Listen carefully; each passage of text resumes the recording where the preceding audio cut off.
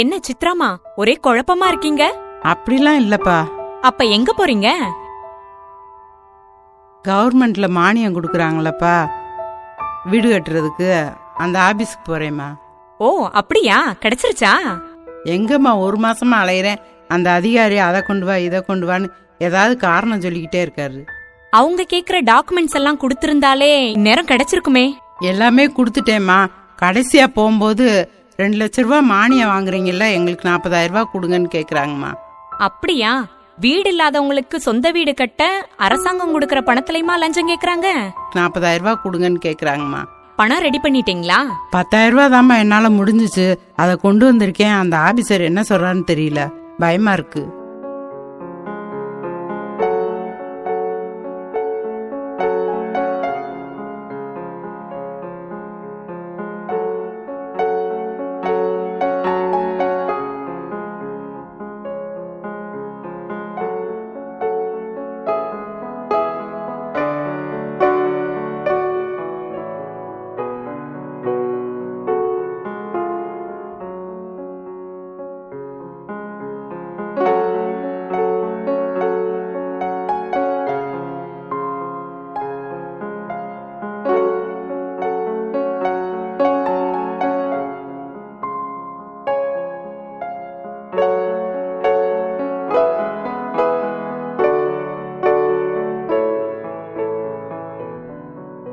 அவர் 40,000 ரூபாய் இருந்தாதான் எதுவும் பண்ண முடியும்.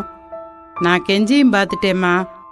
அவர் ரொம்ப கோவமா பேசினாரு, வெளியே போன்ட்டாருமா. இதுக்கு மேல நான் என்ன செய்ய, வந்துட்டேம்மா. சரி வாங்க, இப்பவே போய் அதுக்கு என்னன்னு பாக்கலாம்.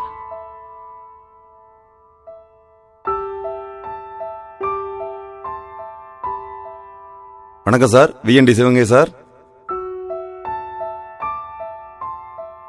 எங்கிருந்துமா பேசுறீங்க? உங்க பேருமா?